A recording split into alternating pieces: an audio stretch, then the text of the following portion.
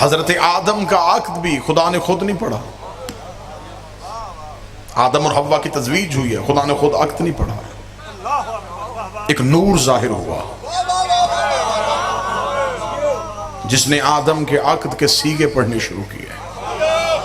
آدم و حوا کا عقد پڑھا گیا. کتابیں چاہو گے ممبر پہ ڈھیر کروں گا. دو برابر کے گواہ کھڑے ہو گئے.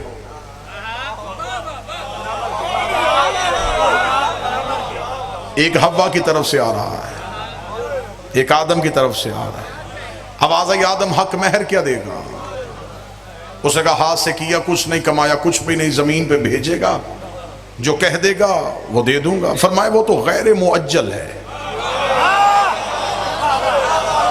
جو اہل زبان تشریف فرمائے ہیں معجل کون سا ہے؟ جو موقع پہ ادا کرے گا وہ کون سا کہے گا میرے مالک میرے پاس کچھ ہوتا میں موقع پہ ادا کر دیتا. سارا غیر معجل رہنے دے. فرمایا سارا غیر معجل رہنے دوں گا تو پھر اصول بن جائے گا کہ نکاح میں حق مہر ہو گئی غیر معجل، تمہیں کچھ موقع پہ ادا کرنا پڑے گا. فرمایا کیا موقع پہ ادا کرو؟ فرمایا تیرے پاس کچھ بھی نہیں ہے، میرے مالک کچھ بھی نہیں ہے. فرمایا 5 دفعہ ان پہ درود پڑھ دے، میں حق مہر معجل.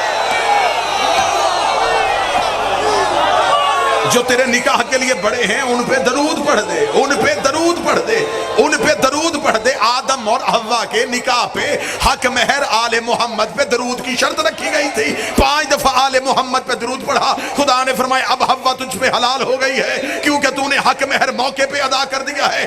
اس لیے یہ درود آدم اور حوا کی نسل پہ ماں کی طرف سے بھی قرض ہے، باپ کی طرف سے بھی قرض ہے. جو درود پڑھتا ہے وہ آدم کا حلالی بیٹا ہے، جو درود کاٹ دیتا ہے یہ آدم کا حرامی بیٹا.